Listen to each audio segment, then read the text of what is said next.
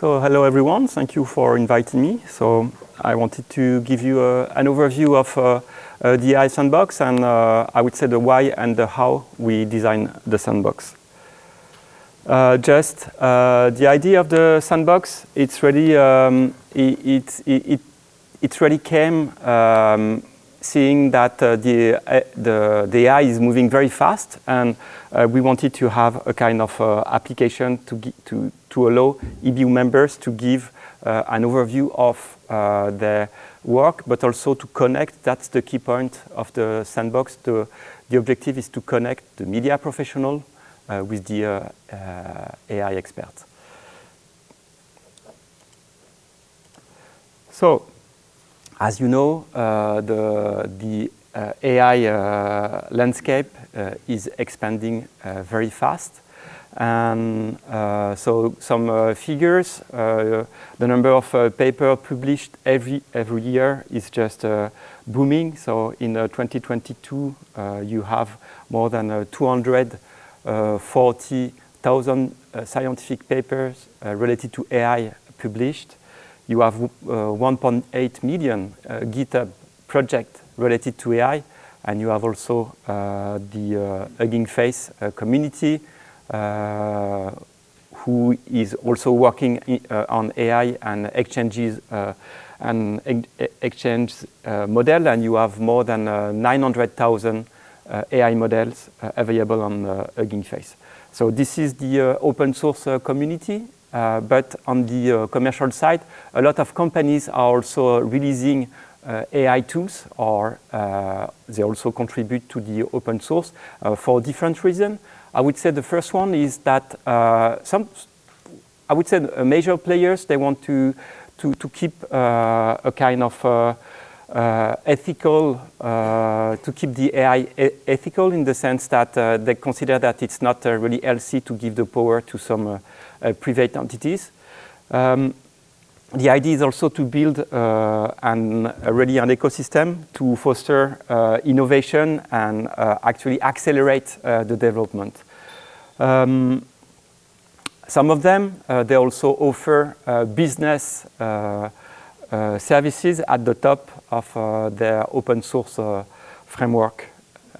So there are different reasons, but you see that in this map, all the companies that are contributing to open source AI. And so in the field of large language models, you see that major companies like Meta, you know that they are active and they are contributing to the development of the open source LLMs. You have also in the field of image processing, a lot of big players are also contributing. In the field of vectorial database, so in the preceding presentation, the usage of vectorial database is one of the central points, central block of the workflow, and you can find a lot of open source available tools. And many others. So about tools to accelerate the development, you have a lot of tools that are actually very useful to connect the LLM with applications. So just an overview of the field of the LLMs. It's just an example of generative AI. You see that it started in 2017. It's a paper published by Google, and that actually generates a lot of activities. And you see that in this expanding tree, OpenAI, ChatGPT, it's just one leaf. So, and you see that now the open source, the number of open source models is becoming prominent. You have more open source models published since 2023, and the prediction it will continue. And because you have more and more research labs that are now releasing open source models, collaboration with university, European projects, and so on. So the number of open source will probably continue to grow. So just to give you the context of the foundation models, a lot of discussion about what is a foundation model. I think there is a good definition published by the HAI group from Stanford. So it's a model. What is a foundation model? It's a model that is trained on broad data, generally using self-supervision at scale, that can be adapted. It means fine-tuned to a wide range of downstream tasks. And this is the key point. For instance, so there is 2 key points, the amount of data that are required to train foundation models, and the fact that it's not a single task model. And so typically to train a state-of-the-art large language model, you need something like 10 trillions of words. It gives you the scale. You have about 50, 60 trillions of words on the internet.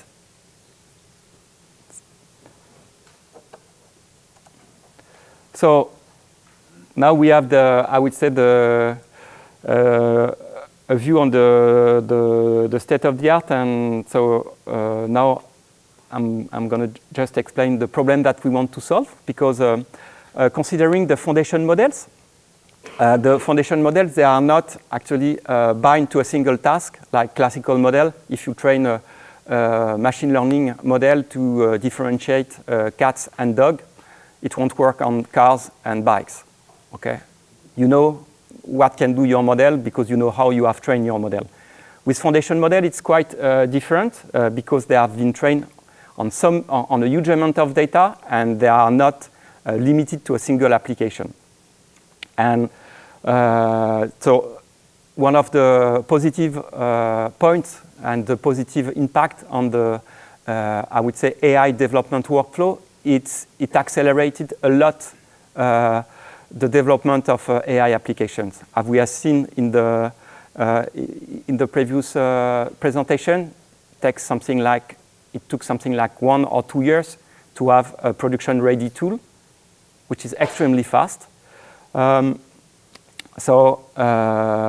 now you know that in the media community, so this problem, I would say this fact, it raised the point of how do you evaluate this AI workflow involving generative AI. So it can be, for instance, LLMs, but not only. And moreover, in the media community, you know that we have a huge diversity of content. It's not like, it's very difficult to have a clear view on what is a TV show, how it has been, the filming style. The same for, I would say, application involving voices, many languages to manage, many different accents. So again, there is a huge diversity of content, which makes the evaluation even more difficult. And one of the, I would say, our approach to solve that is also to keep in mind that we want to be user-centric. It means we don't want to have to develop solutions that are good in many contexts. So it means that, as we will see just after, we develop a face recognition system, and we are not a security agency. Our objective is very different. We work in this context for documentalists and archivists. So and that's why we decided to develop what we call the AI Sandbox. So the AI Sandbox, I would say it's a meeting point to foster collaboration between media experts and AI developers. And we will see that it's also, it can be also very efficient to create, to be more creative, because connecting people, it's also a good way to have new view, different views on solving a problem. And also one of the key finding is to guide the engineers to spend time on things that are relevant for the users. And that's also one of the things that we wanted to foster. So it's what I said, connecting people, and the final objective is really to design user-centric AI applications. So just an overview of the sandbox. So every user has his private workspace. It means it's a place where you can upload your content, media content, and then you can run AI applications developed by the EBU community. Then you can interact with the developers with a questionnaire. So it means you can provide the feedback, how the tool has processed your content. You can describe your content and say, hey, it works well, but in this case it does not. And it's a way to, we collect the inputs, and then if the content owner gives us the right to access his content, then we go through the content and you see what's the issue and why it works well. So it's also things that are possible.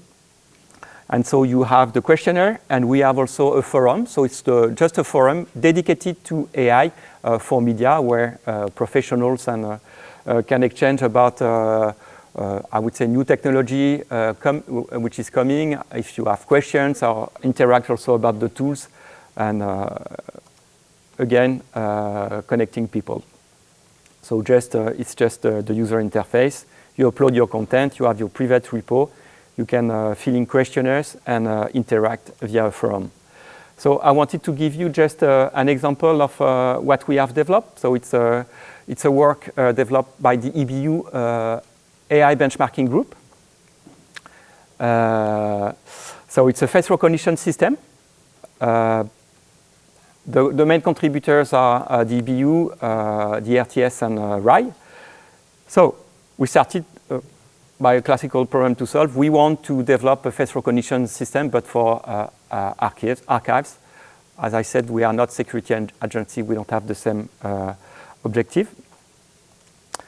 And so you can start by studying the machine learning metrics to evaluate the quality of a face recognition system. You have very well established metric, the detection and identification rate, the false alarm rate, and so on. So very scientific approach. And then you have a look on the user needs, and you see that first identify the users. What do they need? They need, I would say, accurate and efficient content retrieval. But one of the constraints of the archives is to only tag personalities who are active in the TV shows. Typically, you don't want, and you should not tag people in the public. It's then you can have GDPR-compliant compliancy issues. One of the criteria that we decided to optimize, which is not actually a classical criteria, it's what we call the gallery candidate precision. It means you have detected someone. Do you want to put this person in your gallery? It means add this person in your database that will be used for the content. So it's the decision of the documentalist. Should I add or not? So again, you have GDPR questions, but it's not the machine which will decide if it has to be added. The other, we define what we call, we redefine intervals that are, I would say, meaningful for the users. As I said, we are not security agency. We don't want to annotate the content at the frame rate. For documentalists, if you have, the objective is to identify slots where personality will appear. So for that, we define intervals of 30 seconds maximum. The maximum duration of one interval is 30 seconds or 3 personalities. So it means if you have 3 personalities who appear in the scene, then the intervals can be less than 30 seconds. The maximum, for instance, if you want one personality in any TV show that keep which is at I would say which is the main character during more than 30 seconds, then we define a new interval. So we had actually, so we annotated. So one of the key steps when you want to design an AI algorithm is to have annotated data to check the performances of your tool. And so for that, we annotated something like 70 hours of content provided by the EBU members. And for that, we use a semi-automatic approach. It means that, so we can discuss how we manage that, because it's not affordable for us to hire people to annotate this huge amount of content. So at the end, we ended with, we had, I think, 700 distinct personalities in our database. So it was more to test and tune our algorithms. One of the key things that we added to the classical AI workflow is to what we say, we harness the finding style. So we consider that between the viewer and the personalities, you have the cameraman, and we guess that he knows his job and he focuses on personality of interest. And so this is the key assumption that we put in the, I would say, in the workflow. And for that, we use so different criteria with different thresholds. So without going too much into the details of the algorithm, the main feature that we use to filter out people that are not relevant, it's a ratio between the distance and the area of the faces. So the distance to the center of the of the screen. So just a few words about the processing.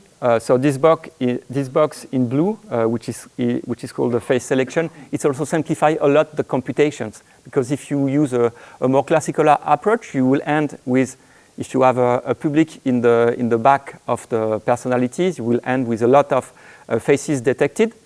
And so all these faces will go in the pipeline, knowing that the most, I would say, computing intensive block is what we call the embedding generation. So you put a cropped face at the input, and you end with a vector of which represents this face, and it's very computing intensive. So if you have a filter at the input, it means you decrease by, so it can be a factor 100, the computing means that you need to process this content. So this is also, it goes in the right direction in terms of being, I would say, efficient in terms of computational requirement.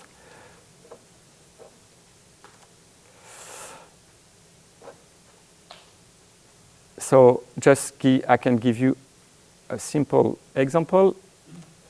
Comme personne, comme le grand auteur que tu es, parle-moi en quelques mots. Les conversations.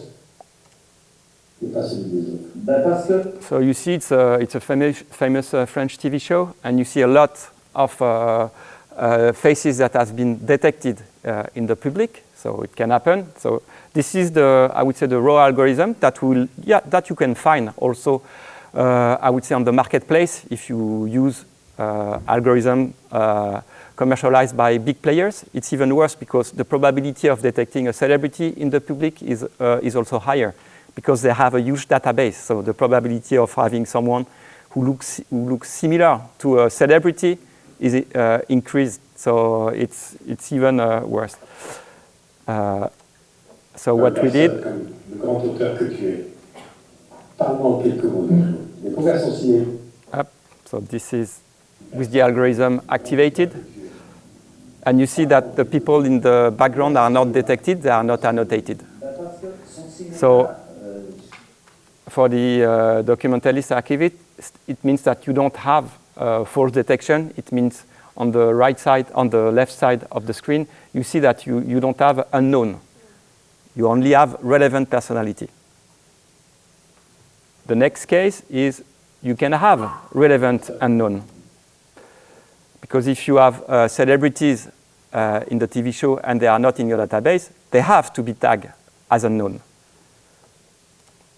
J'ai une admiration folle pour les artistes de cette génération.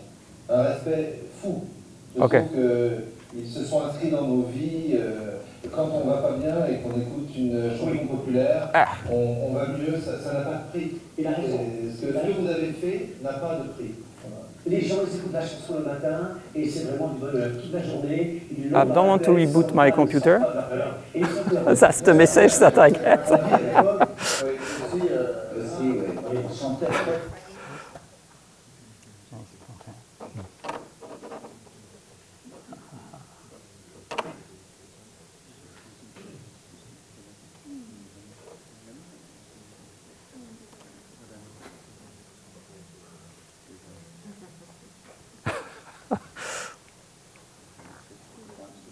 Not seminar, something doesn't go wrong. Back in a moment. Yes, it's here. Yeah, next one, sorry. Okay. Yeah, I'll let you. Okay, yeah. Thank you. J'ai une admiration folle pour les artistes de cette génération. Un respect fou. So this is a relevant unknown. So this one has to be tagged as unknown, and after the documentalist decide, should I add this personality in my database or not? So that's the...